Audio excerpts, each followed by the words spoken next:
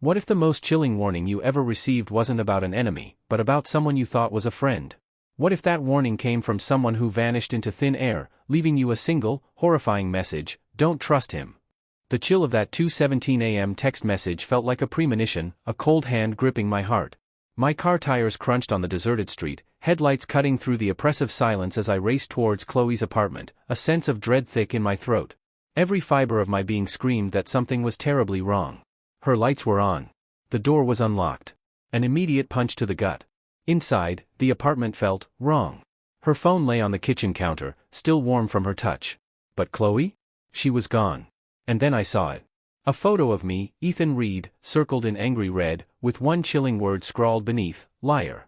I didn't dare touch it. I just stood there, frozen, my own face staring back at me, marked like a suspect. Like I had done something. The air itself felt heavy, suffocating. Chloe hated silence. Music was her constant companion. Always. But tonight? Nothing. Just an eerie quiet that screamed absence. Her purse, with her wallet and keys, sat untouched on the couch. Chloe never left without her keys. Never. My phone buzzed, vibrating violently in my hand. Unknown number. I answered, my voice a strained whisper. No one spoke. Just the sound of slow, controlled breathing. Then the line went dead. My chest tightened, a vice grip. I scanned the windows, each one locked. No sign of forced entry. But the balcony door? Slightly ajar. A cold draft snaked its way inside. I stepped out, leaning over the railing. 3 floors down, the empty parking lot. Her car was still there. She didn't leave on her own. That thought was a hammer blow to my gut. Back inside, a new horror awaited me. Her laptop, open, its screen a spiderweb of cracks. As if someone had slammed it shut with vicious force. The homepage was frozen on a search result: Ethan Reed. My full name. Dozens of results. Old court documents. Articles I thought were buried, gone forever. My stomach flipped. She'd been digging. But why now? We'd been together for 8 months. She knew about my past. Or, at least, I thought she knew most of it. I scrolled, my fingers numb. And then I saw it. A recent forum post. Dated yesterday. Subject line: has anyone else been lied to by Ethan Reed? My blood ran cold. There were replies. 3 of them. All anonymous. All short. Yes. Be careful. He's done this before. Done what? My heart hammered against my ribs. I refreshed the page. Gone. Post deleted. As if it had never existed. Then, a faint buzz. Not my phone. Hers. I followed the sound, a primal instinct. It led me to the bedroom, to her closet. The buzzing came from inside. I opened it slowly. Taped to the wall, a spare phone. Its camera facing outwards, recording. My blood turned to ice. How long had it been there? Recording what? Recording me? I ripped it down. The screen lit up automatically, face recognition. Unlocked. The last video, tonight. 2:11 a.m. 4 minutes before her first text. I pressed play. The video showed her bedroom, dark, quiet. Then Chloe walked into frame, her face pale, terrified. She sat on the bed, looked directly into the lens, and whispered, "If anything happens to me, it's not him." My heart lurched. Not him, then who? She turned her head sharply, as if she'd heard something. A shadow moved behind her. Tall. Broad shoulders. The door creaked. Chloe gasped. The video cut off. I dropped the phone. It clattered against the hardwood, the sound deafening in the silence. My mind raced, fragments of information colliding. The shadow. I'd seen that silhouette before. Recently. Very recently. Then it hit me. The text. Don't trust him. Not, don't trust you. Not, I don't trust you. Don't trust him. She wasn't accusing me. She was warning me. Another buzz. My phone this time. A message. From Chloe's number. But her phone was in my hand. The message read, "You're next." I froze. Every muscle locked. Slowly, agonizingly slowly, I turned towards the hallway. The apartment lights flickered. Once. Twice. Then plunged us into complete darkness. And from somewhere inside the apartment, a floorboard creaked. Not near me. Behind me. I didn't breathe. Not even a whisper of air. The darkness felt alive, pressing in. Another floorboard creaked. Closer. My eyes strained, adjusting to the oppressive black. The hallway was a tunnel of absolute nothingness. Then, a faint, unnatural blue glow. From the kitchen. The refrigerator light. Door slightly ajar. I hadn't left it like that. My pulse hammered against my eardrums. "Chloe?" I called out, my voice raw. Stupid. Too loud. Only silence answered. Then, footsteps. Fast. Rushing towards me. I spun, adrenaline flooding my veins. A shape lunged from the dark. I swung blindly, a desperate punch connecting with something solid. A grunt. A crash. We both hit the floor with a sickening thud. Strong, familiar hands clamped around my throat. I shoved hard, rolling away, scrambling in the pitch black for a light switch. Nothing. The power was dead. A glancing blow. A fist grazed my jaw, and I tasted blood, metallic and hot. Then, the emergency exit light flickered on. A dim, eerie red glow. Just enough to see him. And my stomach plummeted. It was Liam. My business partner. My best friend since college. He stood there, breathing heavily, eyes wide with a mixture of fear and accusation, as if I had betrayed him. "What are you doing here?" he snapped, his voice hoarse. "What am I doing here?" I roared back, suddenly furious. "Where is she?" His expression flickered from confusion to raw anger. "You think I took her? She told me not to trust you." The words hung heavy, a toxic cloud between us. Liam's face drained of all color. "She texted you too?" "Too?" My mind stuttered, struggling to process. "What do you mean, too?" He pulled out his phone, its screen already cracked. A message from Chloe. Sent at 2:19 a.m. "Don't trust him." My stomach twisted into a knot. She'd sent the same chilling warning. To both of us. We stood there, chests heaving, two men accused by the same woman. Or, warned. Liam shook his head, running a hand through his hair. "She came to me yesterday," he confessed, his voice barely a whisper. "Said she found something about you." A cold dread spread through my chest. "What?" "She wouldn't tell me," he hesitated, his gaze haunted. "Just said if anything happened, I needed to know you weren't who you said you were." That hit me hard. Because there were parts of me she didn't know. Parts one kept locked away. But nothing that deserved this. "You broke into her apartment," I accused, my voice low and dangerous. "I got the same message you did," he fired back, defensiveness flaring. "You think I was going to ignore that?" Another silence descended, even heavier than before. Then, a sound. From the bedroom. Not footsteps. A vibration. We both turned slowly, in eerie unison. Chloe's spare phone. Still on the floor where I dropped it. Its screen glowing with a notification, live video. Camera 2 active. Camera 2, I opened it, my heart pounding. The screen split. One view, the bedroom, empty. The other, the kitchen. Showing us. Standing right there. Being watched. My blood ran ice cold. Someone else was connected. Watching us. In real time. Liam whispered, "This is live." A small icon blinked. Remote user connected. No username. Just a red dot. Then a message appeared across the screen, "Now you see." The apartment lights flickered back on, blinding us. We shielded our eyes, blinking against the sudden glare. And that's when we noticed something we both missed. The front door. Wide open. The security chain, hanging loose, broken. Neither of us had touched it. Neither of us had come through that door. We'd both entered through the side stairwell. Which meant, someone walked out. While we were fighting. I sprinted to the hallway. Empty. The elevator still on the third floor. The stairs echoed only silence. Gone. Whoever it was, they'd planned it. Set it up. Pitted us against each other. Liam stepped up behind me. "Ethan," he said quietly, his voice heavy with a terrible realization. "There's something you need to tell me." I didn't answer. Because I had just seen something else. On the kitchen counter. Something new. A manila folder. It hadn't been there before.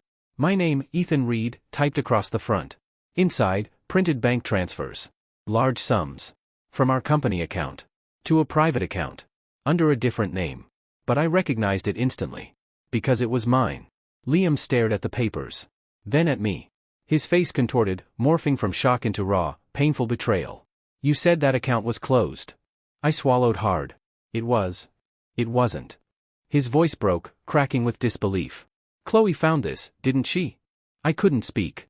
Because the truth was, I hadn't made those transfers. But I knew that account. And only two people had access to reactivate it. Me. And Liam. Then my phone buzzed again. Unknown number. A video file. Sent just now. Caption, "Final proof." I didn't open the video. Not right away. Liam was staring at me, his eyes filled with a grief so profound it felt worse than anger. "Play it," he said, his voice flat, devoid of emotion. That hurt more than any accusation. I tapped the file. The screen went black. Then, security footage. Timestamp, tonight. 1:42 a.m. Our office. The empty lobby. The elevator doors opened. Chloe stepped out. Alone. She looked nervous, clutching a folder. The same manila folder now sitting on her kitchen counter. She walked towards my office door. And used her spare key. Wait, the spare key? I never gave her one. Liam saw it too. She got that from you? He demanded, his eyes narrowed. No. The footage continued. She entered my office. Sat at my computer. Typed something. Then froze. Her eyes widened, a flicker of panic. She turned the monitor towards the security camera. Even grainy, I could see it. A banking dashboard. Transfers. Recent. Active. Not old. Not buried. Fresh. Made this week. Liam looked at me slowly, agonizingly. You said you hadn't touched that account in years. I haven't. I insisted, but my voice was weak, betraying my terror. The footage skipped forward. 1:58 a.m. Chloe on her phone. Arguing with someone. Not us. I could clearly hear one sentence, I know what you did. Then, the office lights shut off. Pitch black. Emergency lights flickered red. The same haunting red glow from Chloe's apartment. My pulse spiked. On screen, a shadow entered my office. Tall. Broad shoulders. The exact same silhouette from her bedroom video. Liam whispered, "That's you." "It's not." The shadow moved closer. Chloe backed away, shaking, clearly terrified. Then the camera glitched. Static. When the image returned, she was gone. The office, empty. The video ended. Silence. Heavy. Suffocating. Liam stepped back from me, a chasm opening between us. "You were at home tonight?" he asked, his voice carefully neutral. "Yes." "Alone?" "Yes." But the hesitation cost me. Because I remembered something. At 1:30 a.m., I wasn't home. I'd stepped out. Just for 20 minutes. To clear my head. I didn't tell Liam that. Didn't tell Chloe either. Because I didn't think it mattered. Until now. Liam ran a hand through his hair, a gesture of deep frustration. "You're not telling me everything." "And you are?" I snapped, the words landing hard. He flinched. Because he had access to that account too. We both did. I grabbed the folder again, my eyes scanning the documents. I looked closer. The private account name wasn't mine. Not technically. It was under an LLC. Created 2 months ago. Registered owner, Chloe Carter. My breath hitched. Liam leaned in, his eyes widening. "That's her." "Yes. But the transfers are from us." "To her." "Not from me. Not from Liam. To her." We both went utterly still. "She was moving money," Liam whispered, the realization dawning on him. "From our company. To herself." My mind scrambled, desperately trying to make sense of the chaos. That didn't make sense. Unless she wasn't exposing fraud. Unless she was creating it. The early forum post. Has anyone else been lied to by Ethan Reed? What if she wrote it? Planting doubt. Setting a trail. Framing one of us. Or both. My phone buzzed again. Another message. Same unknown number. Check the storage unit. Storage unit? Liam looked completely confused. What storage unit? Then I remembered. 2 months ago, Chloe insisted on renting one. Said she needed space for art supplies. I never questioned it. Why would I? I opened her closet again, frantically digging through shelves. Found the key. Unit 314. The same numbers as her apartment. Not a coincidence. Liam's jaw tightened. "You think she's alive?" "If she is," I said quietly, the words tasting like ash, "she's ahead of us. Way ahead." Because the biggest twist wasn't the money. Or the footage. It was this. Chloe never looked surprised in that office video.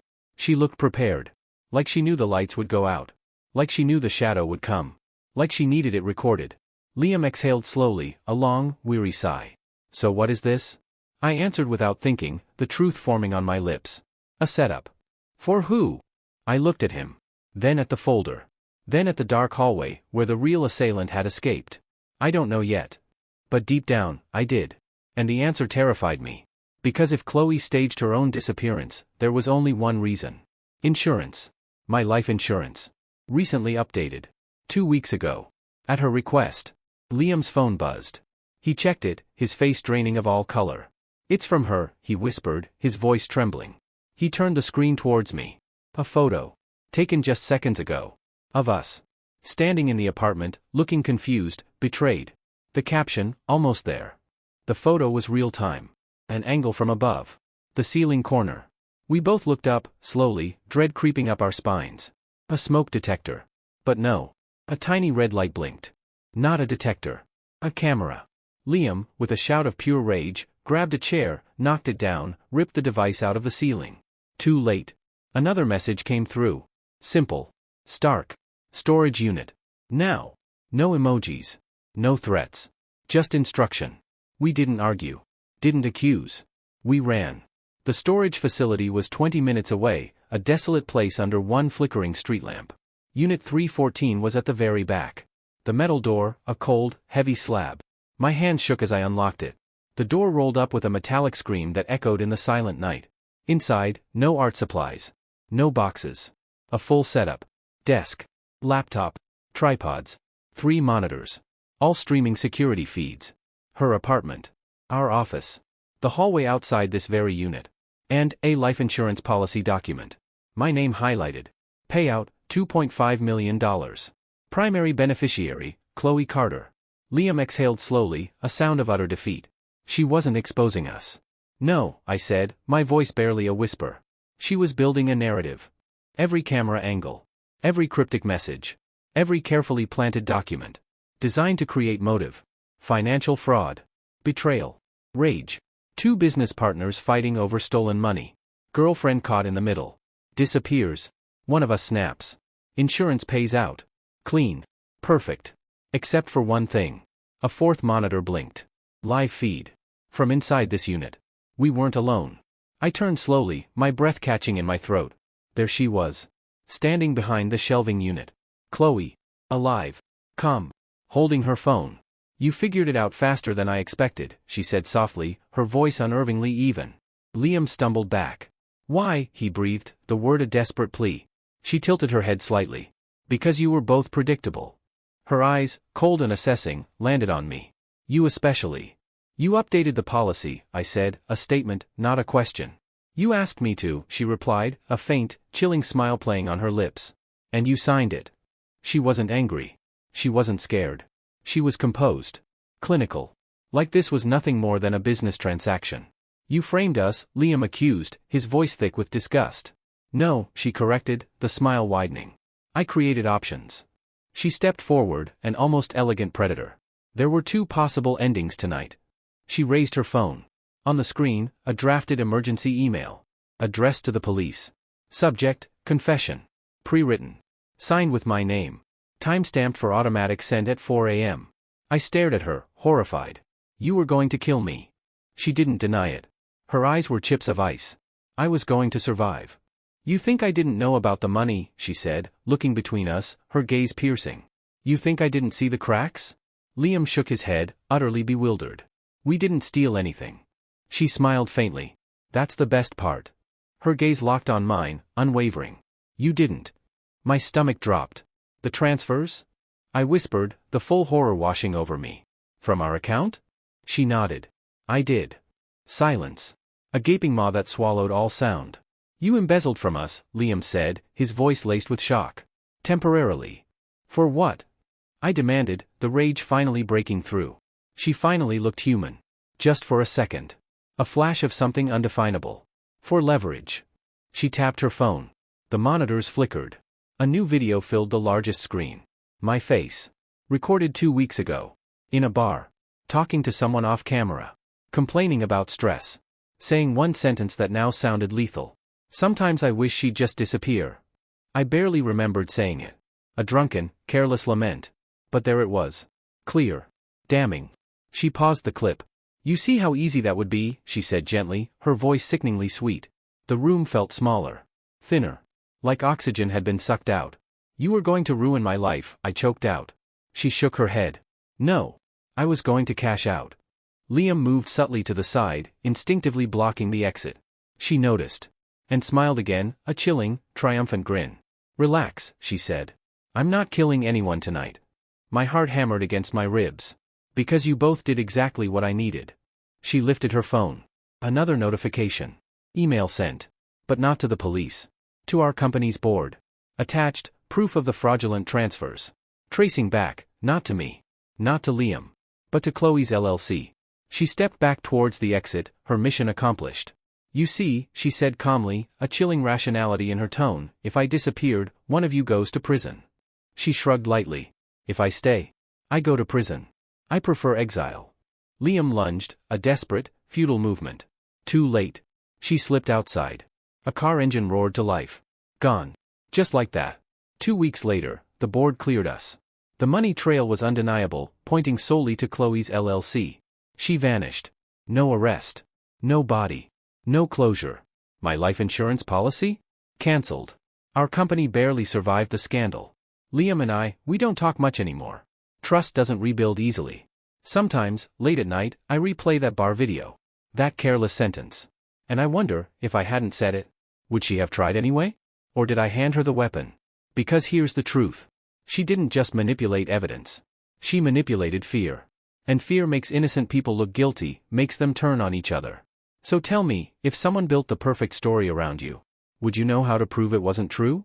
Or would you look exactly like the villain they needed? And if trust can be manufactured and destroyed so easily, how do you ever trust again? This whole thing still messes with my head. I'm genuinely curious, if you found yourself in a situation like this, knowing how deeply fear can twist perception, what would be your absolute first move? And do you think Chloe truly got away with it, or is there a reckoning still to come? Let me know your thoughts in the comments below. Oh, and speaking of things messing with my head, next time, I'll tell you about the message I received last night. From a number I thought was gone forever. Would you have told the truth? Or kept the secret buried?